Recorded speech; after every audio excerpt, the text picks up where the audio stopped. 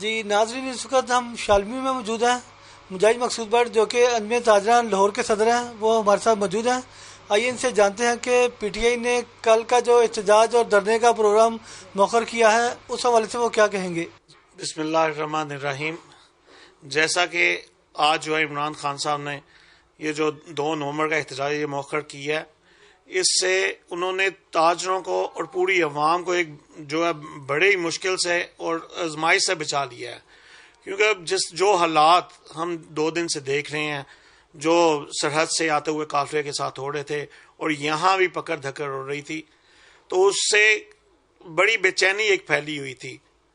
اگر خدا نہ خواصہ یہ مؤخر نہ ہوتا، یہ خان صاحب کا بڑا خوش آئندگی فیصلہ ہے، یہ مؤخر نہ ہوتا ایک بہت بڑا ایک سانحہ ہونا تھا کہ جو عوام میں اور حکومت میں ٹکراؤ ہو جانا تھا، اور جس سے جو ہے خدا نہ خواصہ جانی نقصان بھی ہو سکتا تھا.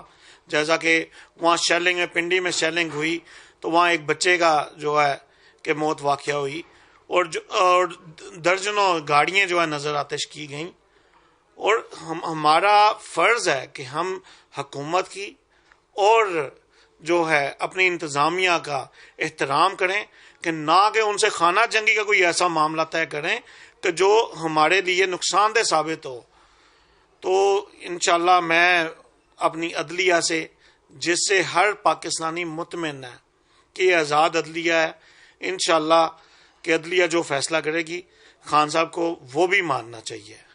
یہ تھے مجاہد مقصود بٹ، جن کا کہنا تھا کہ 2 نومبر کا احتجاج اور دھرنے کا پروگرام مؤخر کر کے عمران خان نے بڑا اچھا اقدام کیا. انہوں نے مزید کہا کہ ہمیں حکومت اور انتظامیہ کا احترام کرنا چاہیے تاکہ کسی قسم کا کوئی تصادم نہ ہو. کیمرہ مین عبداللہ سلطانی کے ہمراہ ڈاکٹر شاہد استقلال، نظام ٹی وی.